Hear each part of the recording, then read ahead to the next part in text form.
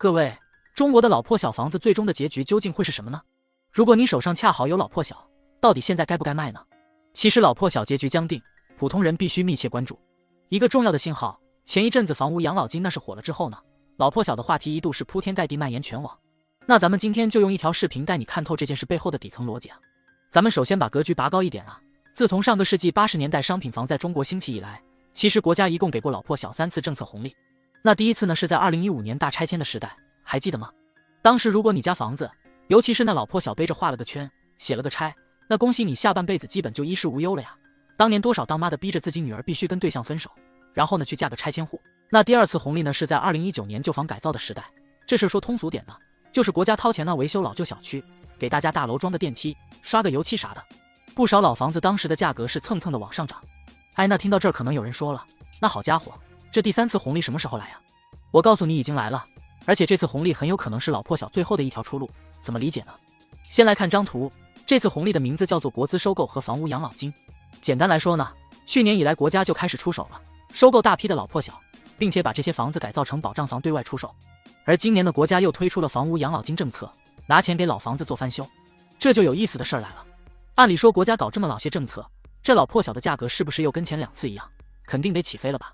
但是没有，今年以来全国老破小的房子的销量确实是接连在上涨，但是老破小这个房价不咋乐观。咱们再说通俗一点，就是红利政策刺激之下，确实有很多人在卖老破小的房子了，可是卖不出什么好价格了。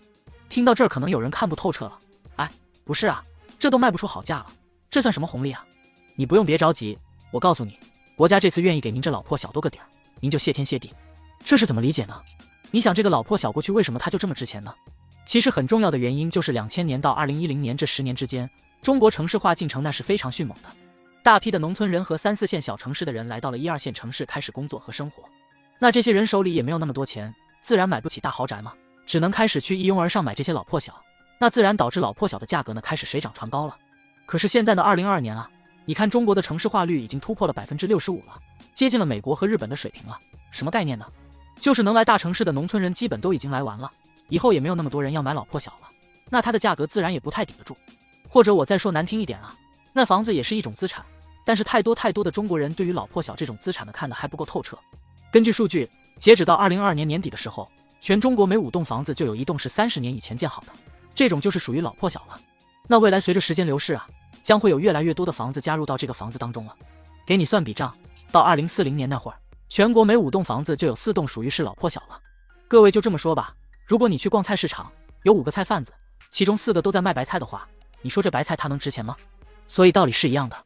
另外听到这还有人说了，咱这老破小，那大城市黄金地段的对吧？有的人愿意吃高价来买的，你要这么想呢，还是太天真了呀。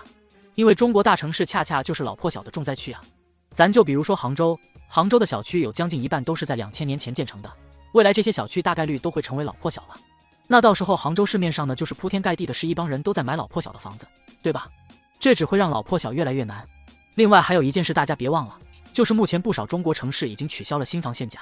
简单理解呢，就是以后开发商他愿意降价大促销，打骨折卖房子也是可以的。那新房卖的比老破小的价格还低，那也是合理的。那你说这个时候老破小，它还有啥竞争力啊？